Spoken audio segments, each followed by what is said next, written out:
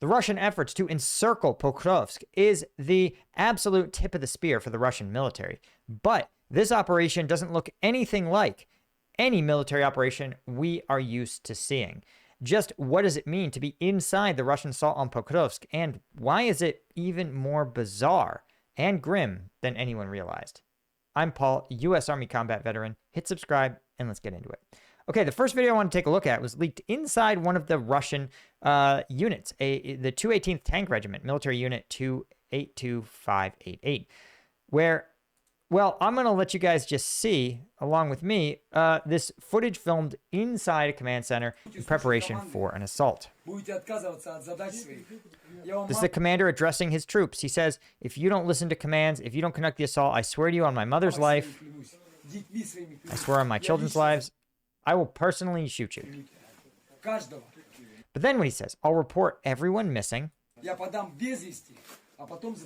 and then I'll shoot everyone. I don't care who's above you, right? I don't care what my, basically he says, I don't care what my commanders will say. All of you, the entire group. He says, except for that man over there. Now, this is what's interesting. Look at the comments. What the comment said is actually, this is a reference to a bodyguard, that the commander needs to, when addressing his armed troops, he arrives with a bodyguard.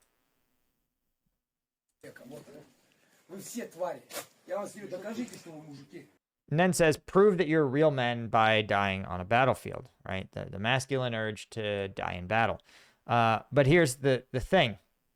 All right, this is from More Translated from today. But what I found most interesting is, one, it shows that the Russian KIA numbers are likely significantly higher than is actually known, because Russian commanders say, listen, I'll just report you missing and I can do whatever I want to you. You're literally no longer going to exist in the Russian system. And that is a threat that seems to be so common that even these soldiers seem to know what he's talking about. But what's also fascinating about this is that there is a clearly this is so normalized that commanders have their own bodyguards, that there is such a threat from the lower enlisted troops that he needs to do this, and he needs to say these things. He needs a bodyguard to protect himself from them, and that he can literally just tell them, hey, like, you have to do this, or else I'm going to shoot you. This is the only coercive method left.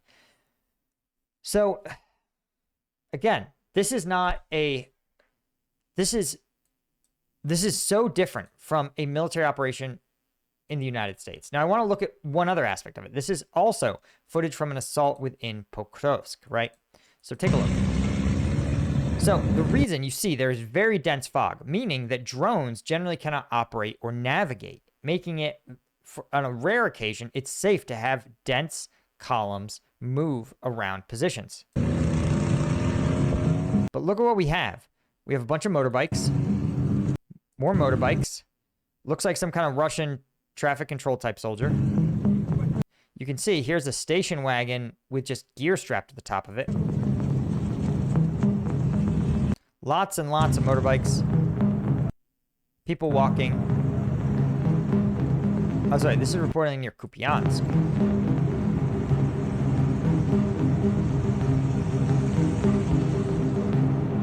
You see a Jeep, and then there is a stationary drone, likely maybe a fiber optic drone, lying in ambush.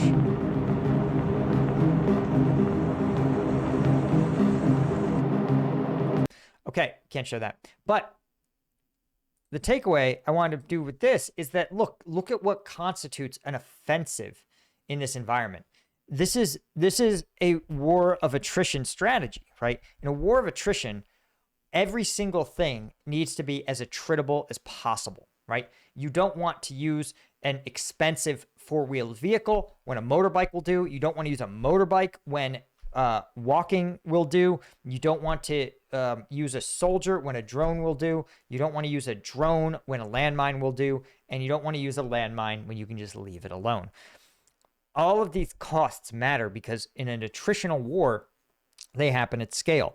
And this is one of my deeper gripes with the American military. You look at this and you're like, okay, This is what an attritional war looks like. Very little specialization of troops, very little specialization of vehicles. You know, if it can't be produced at a massive scale, it's simply not worth it. And you saw, right? We're talking about almost for every one trooper in that video, there was probably, you know, for every 3 troopers in that video, there's probably 1 motorbike. And again, cheap, simple, easily produced motorbikes. This is so different from the U.S. military's current mentality. One is, yeah, their love of ultra specialized, ultra expensive, do-it-all gear, right? The motorbike isn't a do-it-all piece of equipment. It's a do one thing. It's a move 2 troops down a road vehicle, right? If you want to move supplies, totally different stuff, right? Not appearing in this video. But the military, right? We love gee whiz, do-it-all things that every time they add another feature, they get more and more and more expensive and less attritable, less and less usable in a war of attrition. The other takeaway, though, that we saw from these soldiers is that soldiers themselves also have to be attritable. And I don't like it. We don't love to think about this sort of thing. But if the U.S. military is unable to understand that the war of the future is going to involve some real attrition in both material and men, or fighting soldiers, they're in for a grim surprise. Because, you know, Russia had 3 years ago elite airborne troopers, elite soldiers. They were wiped out by the Ukrainians in the first year. Now what we're seeing is a attrition-based military. And what's the problem with that? Did you see the soldiers in that video? Take another look at them with me, right? Because the thing you should take away from these, I'm going to try to find it here. I want you to see these guys, right? I want you to see what they look like. These guys, there you go. I mean, some of these guys look older, sometimes quite old, right? A lot of them look like they're in their 40s, their 50s. Quite, well, I'm going to be nice and say that they are older than a typical recruit, certainly older than a typical line infantryman. A line infantry, you know, a non-commanding line infantry person, they're going to be 18 or 19 years old in the U.S. But the reason what the Russians understand is that quantity in an attrition war is the thing that matters the most, right? And so when you have the Secretary of Defense, Pete Hegseth, go out and say, we're going to kick out soldiers who have, we don't like that they have beards that might have some sort of medical necessity. We don't like that they're overweight or fat. We don't like that they can't pass PT tests. We don't like to have women in our combat formations. We don't like to have this. We don't like to have that. Guys, every time you say we're not going to have this or that, that's great. That's fine. But you understand that you're going to have a harder time filling those ranks every time you add a filter. You know who doesn't have a filter to fill their ranks? Russia, Ukraine. These countries understand they're in a war of attrition and they need soldiers, right? Soldiers that, unfortunately, there's an understanding that you're going to be expendable, right? But if you're Russia and you say, listen, we have 600,000 expendable troops and we're going to fight the U.S. Army with maybe 100,000 max troops they are unwilling to expend. The American public barely tolerated 2,000 American troops killed, or 10,000 American troops killed over 20 years in Iraq and Afghanistan. They say, listen, 10,000 is a rounding error for the Russians.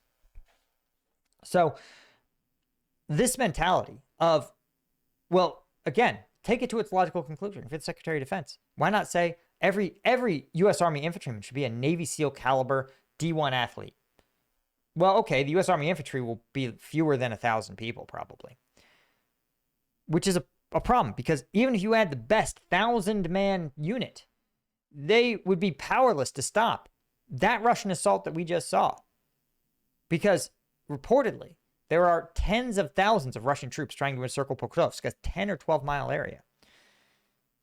And no amount of elite training, no amount of gee-whiz gear is going to substitute for tens of thousands of troops, thousands of drones, hundreds of motorcycles, all of them being pushed into the front line in ways that, again, the Russian way of war says those soldiers don't need to come home. There's no scenario where they come home. They die on the front or they die to their commander's bullet. Anyway, guys, that's all I had. Thank you to GMAT Club, Henry Russo, James Porsche, Paul, Peter Fucci, all of our Lieutenant tier members. Become a member. Hit that membership button on the YouTube right below and select specialist tier and above, and you'll get access to combatvetnews.com's uncensored combat footage and more. Thanks. Cheers.